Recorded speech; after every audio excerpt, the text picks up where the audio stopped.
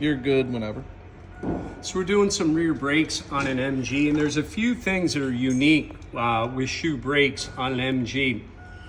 One of the things that I usually do is when I'm doing brakes, I'll assemble the shoes and springs and then I put the assembly on.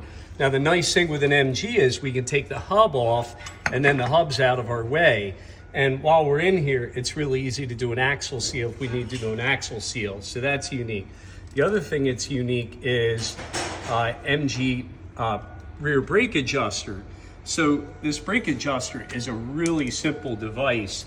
All it is two tapered pins, okay, that the shoe rides in, and then this threaded screw in here that's also tapered, and as we tighten it in, it pushes out on these tapered pins, and that's how we adjust the shoes. So when I'm in here with the shoes, one of the first things that I do is I just take the adjuster out, and then I make sure it's backed off all the way, number one, but then I make sure the adjuster is free. So when I go to adjust the brakes, I'm not going to be fighting that. So that's the first thing.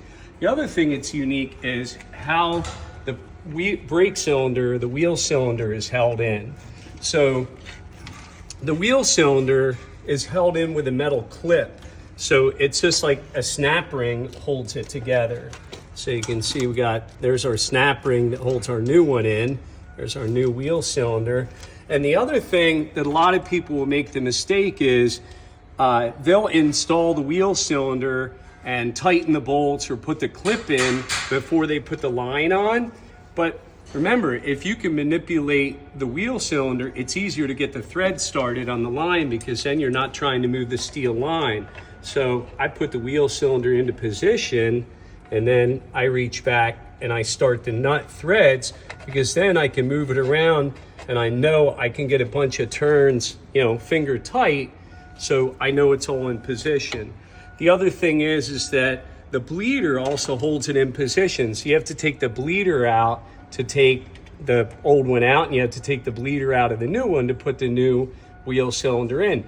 So I get everything mounted in there, and then I'll put the snap ring in, and I'll put the adjuster back in, and then I just pull the shoes open, set it on, and I put the last spring on. So that's pretty much it. MG rear brake shoes are not that difficult.